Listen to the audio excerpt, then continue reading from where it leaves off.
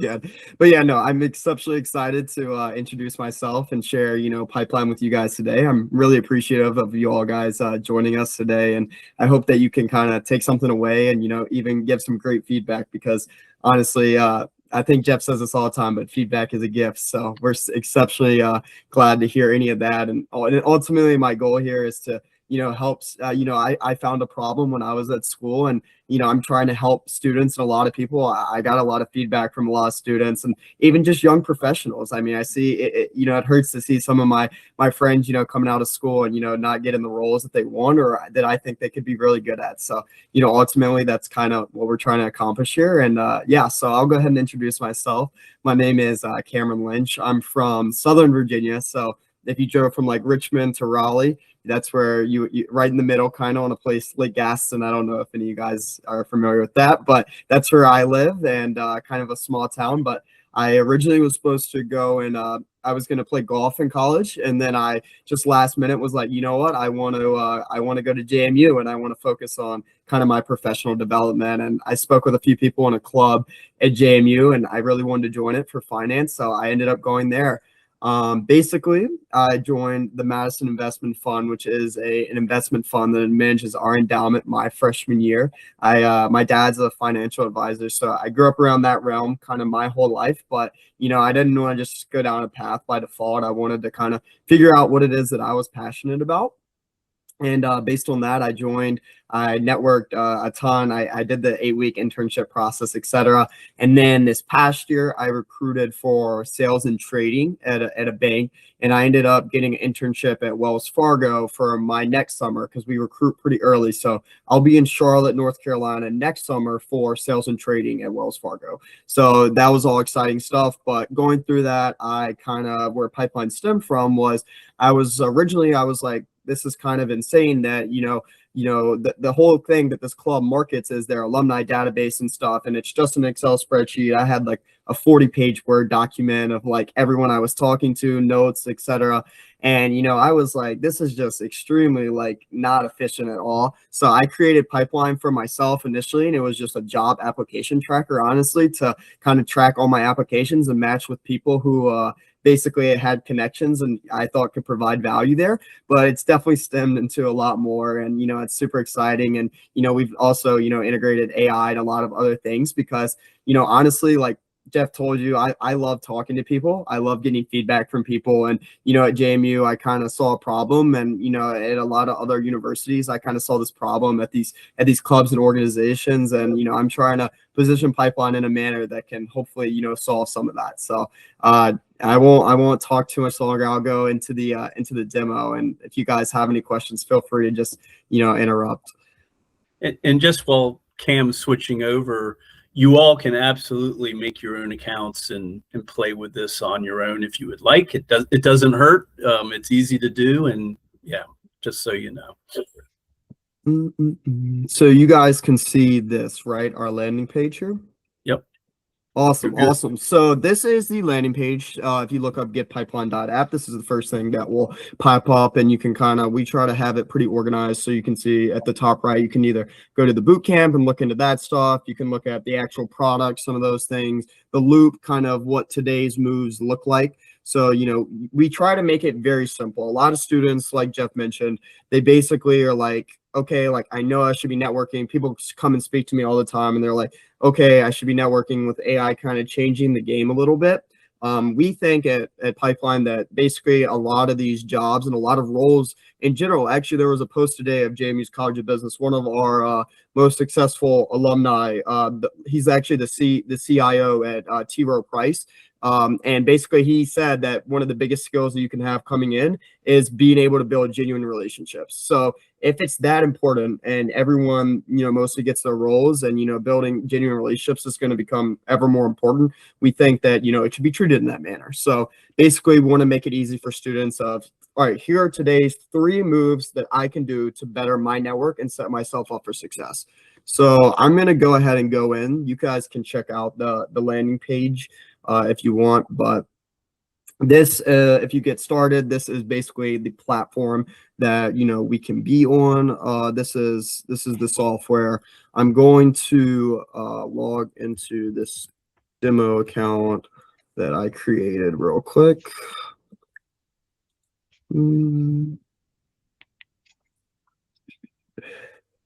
Okay.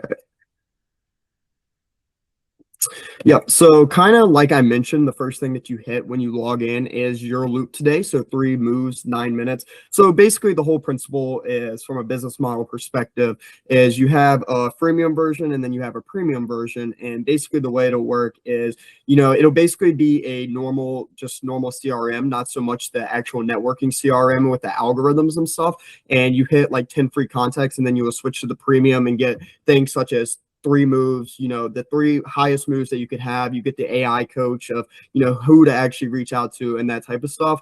But yeah, so obviously this is a premium account. I made this account just to kind of show you guys maybe what it would look like. So first I'm going to lead us off with in the U settings, like your profile, for the AI coach to basically use, you want to say, not everyone networks for the same reasons. For this account specifically, we have this person's targeting Goldman Sachs summer analyst. So the AI uses this to basically tell you who to reach out to, and the algorithm does. But, some people want to, just build my network long term, explore career paths, actually learn about things. And so based on that, networking, the algorithm should be different for everyone. It shouldn't be the same for everyone. Everyone has different goals. So we have that, coded in.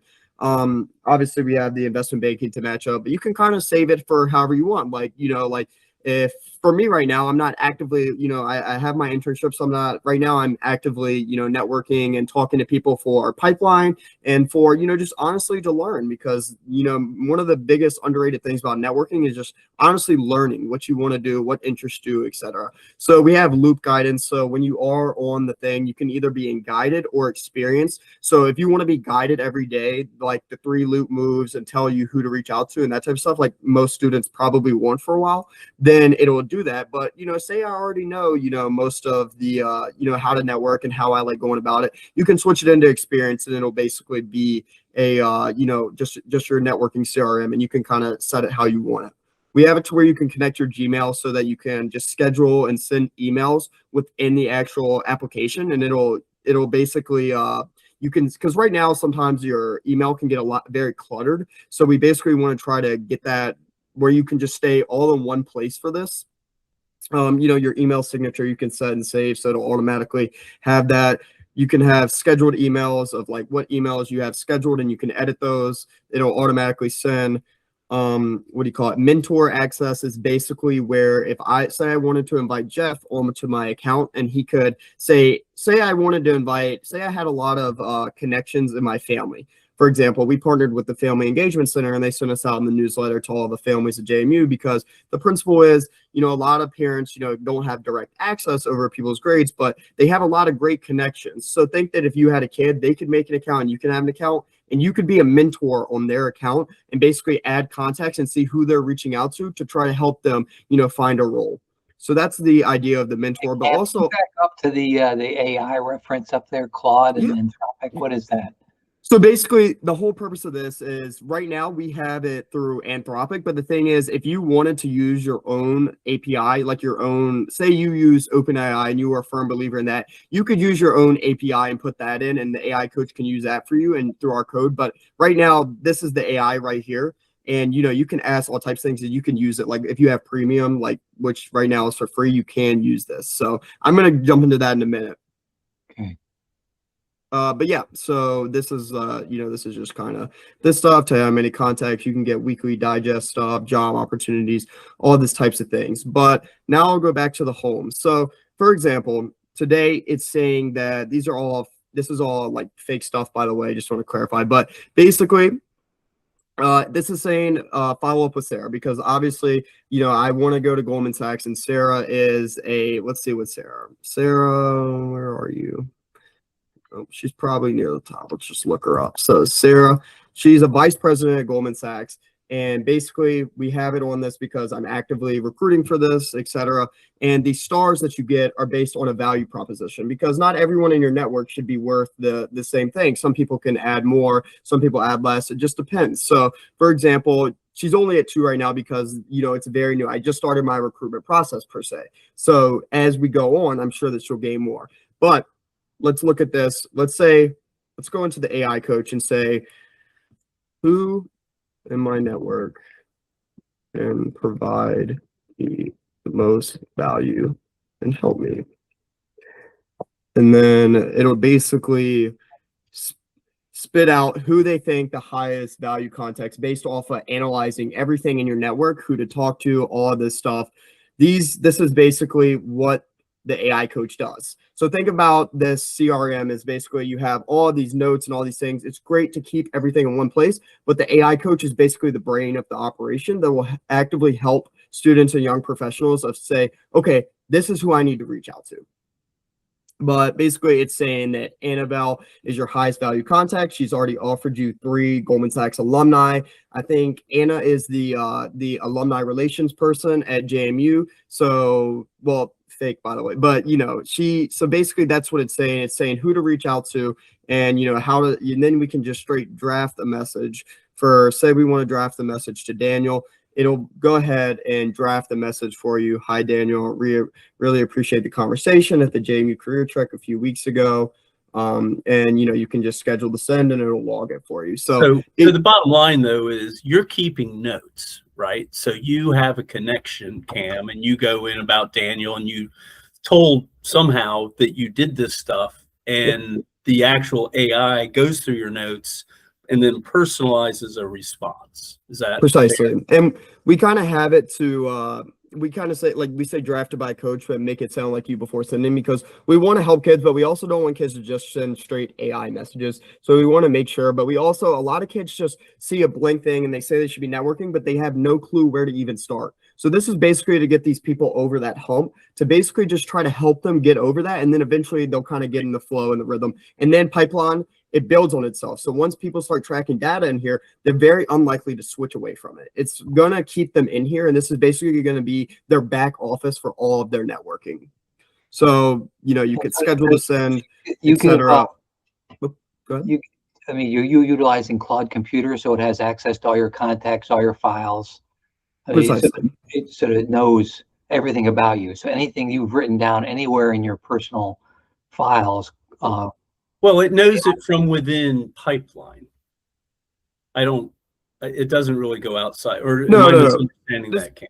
This Claude, this is strictly analyzing your network within Pipeline. It's not like it's everything on your computer. Like, it's genuinely just whatever you put in Pipeline. Like, this is basically, I have in my notes that we met at a career track under this person. So it's saying, that's how it works, is the AI analyzes everything within your database. And what we're actively building for the club infrastructure is there'll be a thing where you can connect to a club or an organization, and then you can basically pull in any of those alumni that you want to talk to into your personal account. So basically right now I've talked to 8 different clubs, and I've selectively picked out 8 of them, and every one of their presidents has already agreed to sign up and partner. We're going to partner with them in the fall and onboard their alumni database. So we already have 8 clubs that have signed up out of the 8 that I've talked to, that want to do this, because most clubs are realizing that the alumni database is the biggest, the biggest, most important thing that their club has to offer. And most of their students within it aren't actually, utilizing it or networking that well. So we want Pipeline to basically be the infrastructure that holds all of their alumni database, and the personal CRM is where they will pull in, and this will help the actual students network. And what we're going to do is basically analyze the data and see how do people actually, network and get roles. And then we will take that to the career centers and stuff and show them that, hey, Pipeline can help kids get roles through their clubs and organizations and whatnot. And then ultimately that's kind of how we'll show that college still has the ROI. So, but the bottom line, Chris, is you have to put your notes into Pipeline, right? In the Pipeline. Yeah. So it doesn't go to all your whole contact.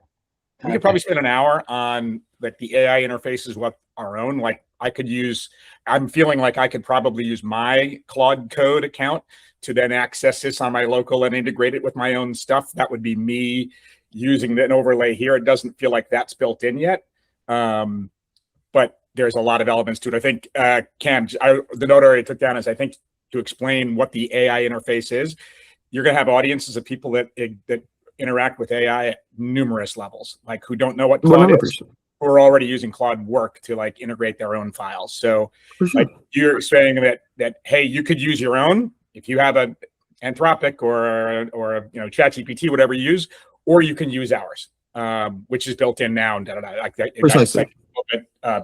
Not, and of course, I Chris, got that. most people will default to using pipelines, right? Because it's there, 100%.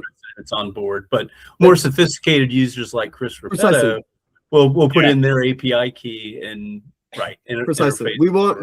We want it to be for numerous levels. So if you used pipeline yourself and if you wanted to use your own, we have it set up that way. But the majority of students and whatnot will probably just use the one that's built in because it is ultimately a pretty good AI system.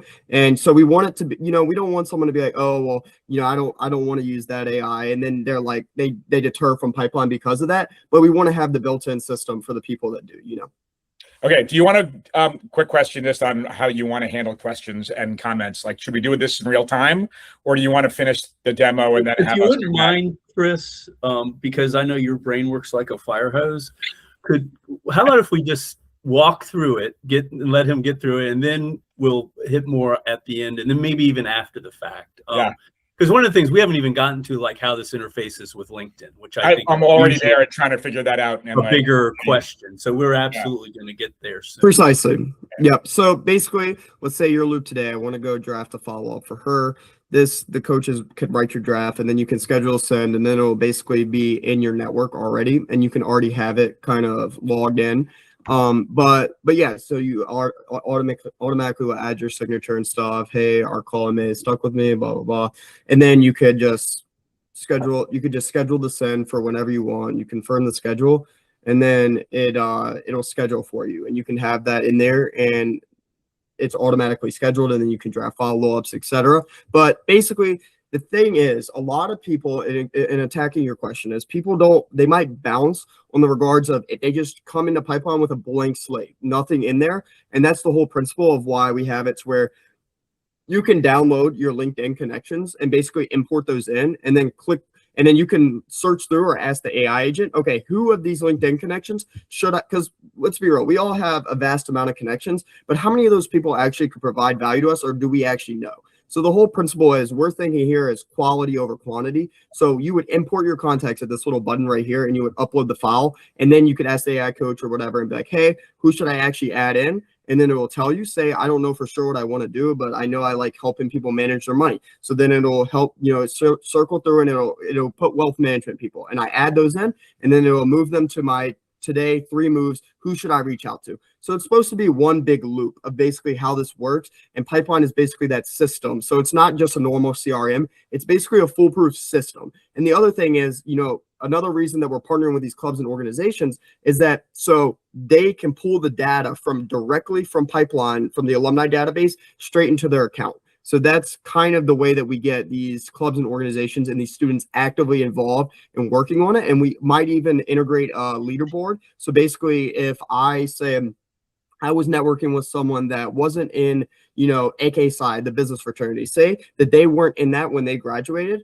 but, I networked with them and they want to come speak and, they're from the college or whatever, I could set that and send it into the admin to approve that. And they could get added to the, the alumni, or not the alumni, but the club's connections. And then we might have like a leaderboard of, who's actively networking the most and who's kind of, importing the most contacts that are getting approved and stuff, just to kind of give some clubs and organizations like kind of some competitiveness and something to kind of shoot for. So then actively, overall, we're trying to make it to where people will network more and making network easier and more accessible.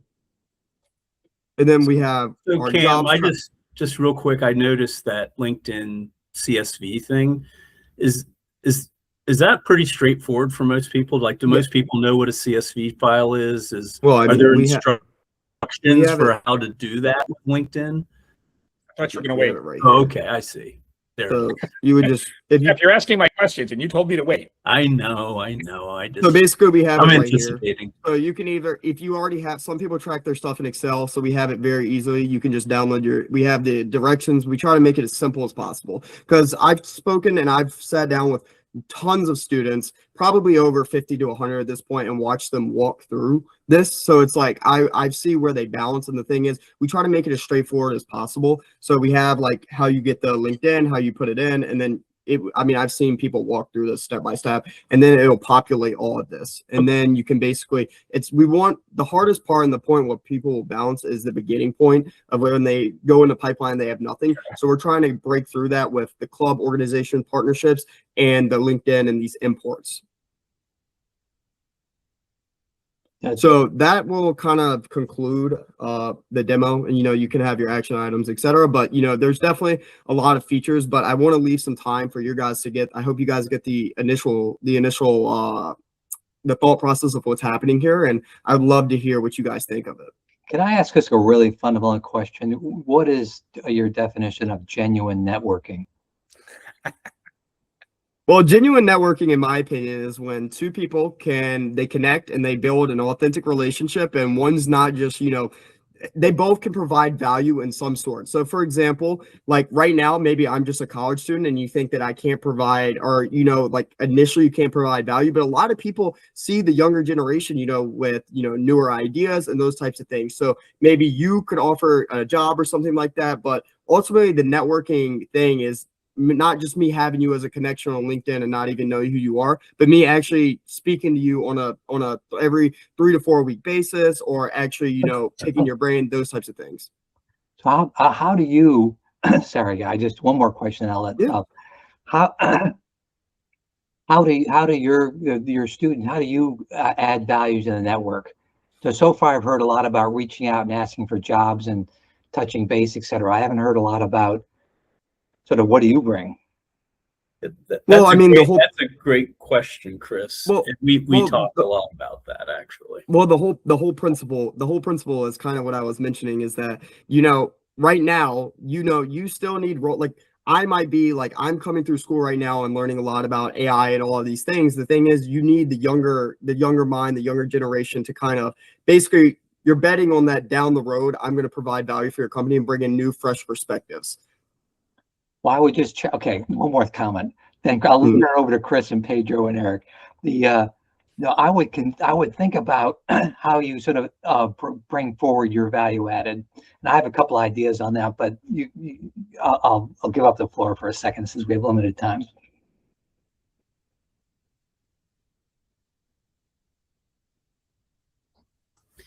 No, I you want to finish the demo? Do you want to get through before we start? Because that's like we just opened up like massive amounts of conversation around what it actually is and what we're trying to accomplish here.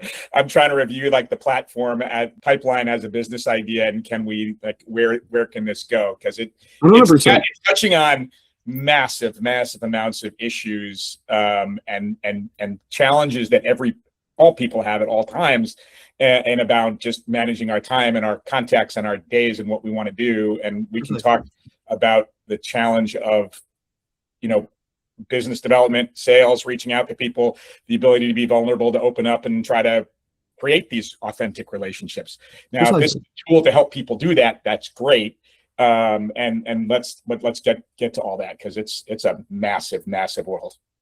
Yeah, no, 100%. That's kind of, I mean, the demo, like basically, like I've tried to walk you through the basic interface of it. I want to leave some time so that we can talk about these things. So if you guys want to start talking about that stuff, that's perfectly good with me, and I can kind of move around the interface as you have questions and kind of show things. But yeah, no, 100%. I mean, I think LinkedIn tried to accomplish it, and I actually spoke with one of the person who built out all of LinkedIn's like recruiting stuff. So basically all of their stuff, he built all that out, and he said himself that the reason that he left LinkedIn is basically because they weren't innovating, and then they got bought out, and now it's basically like a social media, as Jeff said. And the whole thing is he actually wants to serve as an advisor on Pipeline's board. So he definitely. And the whole thing is with Handshake right now is Handshake is who has most of the institutional partnerships and that type of stuff. And they're actually fully pivoting away from, networking and from this thing, because they just don't understand and they're not innovating as well. They're actually using the data from that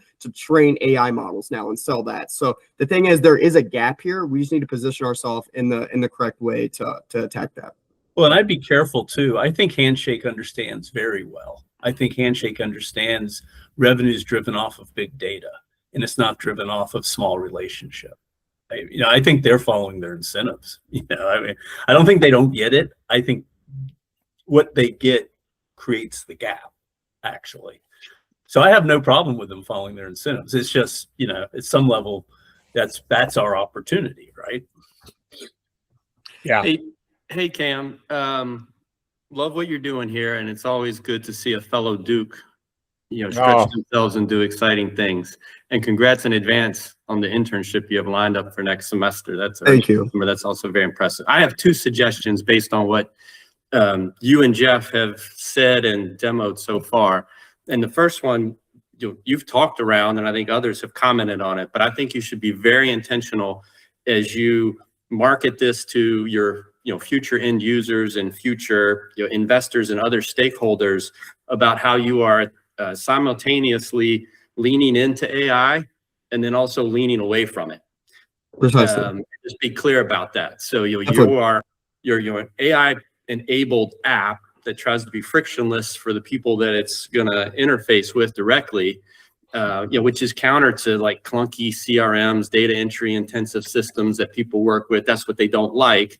But at the same time, it's not a bot driven connection machine with a lot of like superficial contact counts. I've got 1,000 contacts. It really is about authentic person to person matching and support that you're trying to provide the individual. And I think you want to kind of lean into both those things, even though they're sort of opposite. And then Eric, things, Eric, just real quick, just to address before you go into your second one, we completely agree with what you are saying. I think you are spot on. And I think that's actually the hard thing, because at some level, students want the easy button, right? And the easy button is literally pushing a button. Yeah. And what we've thought a lot about is intentional friction, right? In other words, hey, we're going to fill a white space with some text from Claude or whatever. But at the end of the day, we want to make sure they read it. We want to make sure they put it in their own words. They want to make, so there's this almost like a friction that we're thinking about building in that's really going to say, hey, this is the email, but let's talk about, did you make it your own words? How are you authentically adding your context to this email? Hey, we're an AI, we're doing as good as we can, but gee, we don't know everything about you. So I think that's right. And it, in a future iteration of this, might be an AI avatar that helps somebody with that. They're using even more technology to help where you need to have that friction and slow down. Let's do some real work here. Let me, if you don't mind, I'm gonna might jump in. So I think the question, and you've all touched on so many pieces of it, and it's named it. I'm looking at this, and if those of you who don't know me, I'm a very, very big first principles guy. Let's break this down to what is this problem? Why is networking hard? Like, what piece of that are you solving? The data is the easy part. I have 1,000 contacts on LinkedIn. The hard part of networking is actually reaching out to one of them and setting up time to say, I'd like to pick your brain about X, and then getting that set up and going in with the, hey, this is who I am. This is what I'm trying to do. I want to talk to this world of companies about this kind of work. I think you might be able to help me. And that's the start. That's the hard part. I'm sorry, I would start it. If you haven't read the book, Super Networking, read it. It is not long, and it is incredibly powerful. It just lays out the whole process. So Cam, for you, where I'm starting is, and I wrote this down immediately, we jumped right into what a network is and what the data is. Why is it hard? And why does LinkedIn not do it? And why does Handshake not do it, right? You're getting there. The whole point is to get to that hard part of actually doing it, and getting people to make those authentic connections, not just with contacts. And Chris, the irony is that's Cam's blind spot, right? I know. He is good at it. And so, but why is the other 99%, the average college student or even the average human, why is it so hard for most people? Well, you and I can talk about evolutionary biology for a long, long time and explain why it's so hard and what our brains do. Why we've broken through that in some levels is a whole different question. I want to hear Eric's second point at some point before you run out of time. I'll be fast. So it's just about competition. So you've already mentioned Handshake and LinkedIn. I think what you're doing, it seems to be differentiated, but I know it's not unique. I can't think of the names, but I've seen some other apps or heard pitches for apps that do kind of a similar demographic based, anti-LinkedIn networking something or another, either by like a job function, like for programmers, or, by other demographic slices, like age or gender. I think you should learn from those, not be afraid of them. Like, go out and see what other people are doing. Just do your own, AI searches and find who your competition is, and just study up on what they do. Some of them might inform, how you build this in the future. Others might be partners, as you build your customer base or end user base. Just know that there's, other people like you thinking about this problem and maybe approaching it a little different and putting other stuff out in the market space.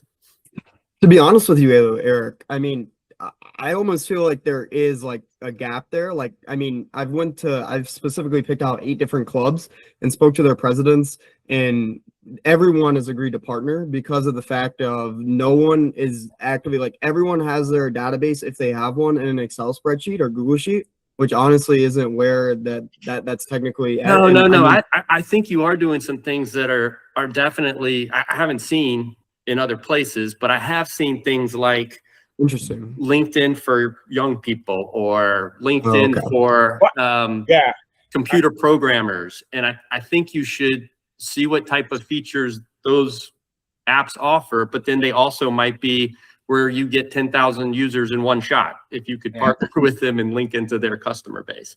For sure. Yeah, I kind of see the gap between if I think about what LinkedIn is, and let's even think about what they do is, because you can find jobs on LinkedIn. People post jobs.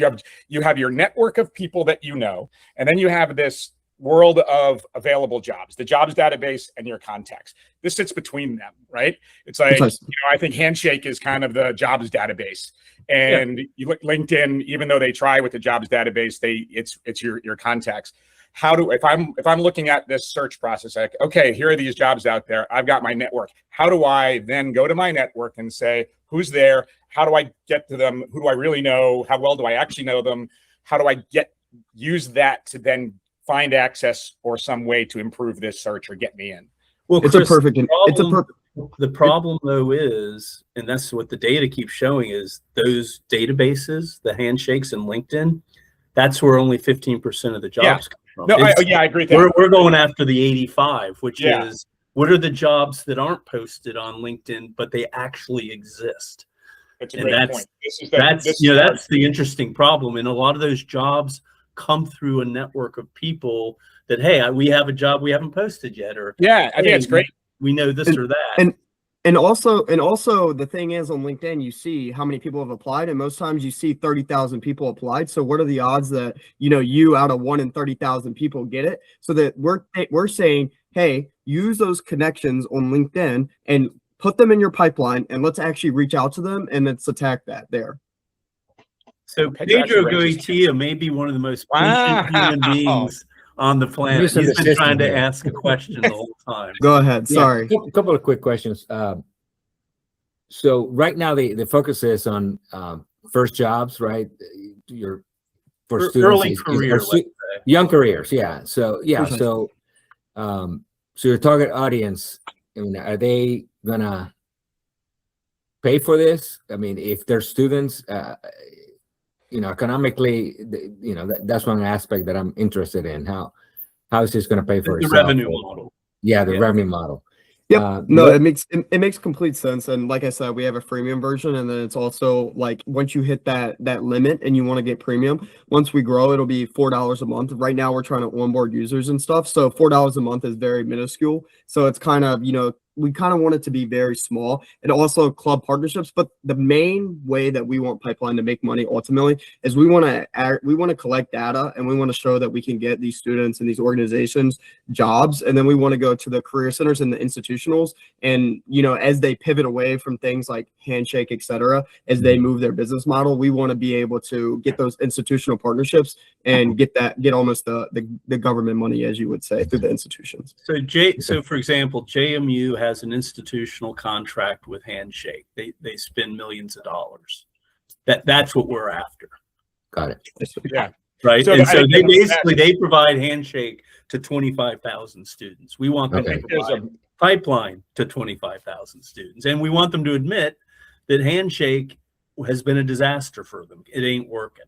There has to be a better way. So that is part of we want to get through the clubs and the individuals as a way to ultimately get to the institutions. Okay, that makes sense. That makes sense. Yeah. The other question I have is, for presentation purposes, we need to work on that. The wow factor. I mean, if you're gonna be in an audience, big audience, that you want to wow them with what you're offering, and this is a little rough, my personal opinion. So that's all. We can get there. It's a little low wow. Yes. Allow. I mean, I'd be automating part of it, automating the process a little bit. We thought about doing a Loom. I mean, thought about different things. No, 100%. But the thing is pipeline is still, it's tough because pipeline changes so much as we develop. And I will say yes, like you could definitely critique the selling purposes and like the presentation today. And I completely agree. I think it could have been better. But the thing is, it's hard because the thing is pipeline is changing. And as we implement and as I get active feedback, I definitely agree though, as we scale to get more static, so we can definitely, improve on that, and it'll be more automated and more and that type of stuff. So, and I mean, the thing is, like, when I go and pitch to these clubs and all this stuff, like, I mean, like I'm 8 for 8 on those. So the thing is, like, I resonate and can get the point across to the students and stuff. So it's definitely, that's kind of what I would say. And we're kind of coming to the end here. So first of all, Pedro, thank you for that gift. Those are the kind of gifts we're looking for. We want positive feedback. We want suggestions. We want to move from allow to a wow, for sure. But the other thing to think about too, the good news, the market. I mean, it's just kind of it's taken me by surprise. Cam is literally 8 for 8. He is just walking into these clubs, showing it to executive members, and they are saying, yes, sign us up. We absolutely need this. We are afraid. Our students are afraid. They can't get their jobs. Their parents are worried. We're just at the right place. And so the market's speaking that language, which is nice. I think the market is absolutely gigantic because what you're selling is networking skills. You're not selling a database of contacts. You're not selling a job board. It's networking skills. And that is a huge, huge gap at every level. We can teach it at the high school. You can teach it in college. That's what the college, job, whatever the skills, like those centers are supposed to be teaching, but they don't because they have Handshake. I think that you can see this everywhere and at every level. I mean, I personally ended up joining an accountability group amongst my friends. We get together when we were all looking for jobs. We got together weekly and we sat down with our networking plans. And it was, okay, what 3 things are you doing before we get together next week to advance this? Who are you going to reach out to? What are you going to ask for? And then we get together, and it's literally called the kick-ass group. And we kicked each other in the ass. Why didn't you do what you said you were going to do? That's the hard part of networking skills, is the actual doing. And it's what's frightening and it's scary. And no one has those skills. I can tell you right now, in an entire different realm, that the whole world of addiction therapy, people coming out of bad places who are trying to get their lives back on track, this is the #1 skill they do not have. They never learned it, and they can't get it. So every outpatient addiction therapy group, and there are dozens of them in every county, you have a audience that's dying for this kind of networking skill building. And you've already seen it at the college level. We know it at the corporate level, right? We think about the other side of this. Chris, I wonder, I mean, maybe you mean this when you say networking skills, but the thing that I sort of am a little skeptical about is a key component is relationship skills. Same, yes. And you say genuine networking. How about genuine relationship? That is really hard to do. When you think about that and scaling that, and I think about being on the receiving end of a scaled up version of people trying to build relationships with me. I can't quite fit that in my brain yet. Yeah, right. Well, I think I like to think of it, again, a basic level, like the first thing. If I want to create a relationship with key people, what do I have to do? Got to figure out who they are.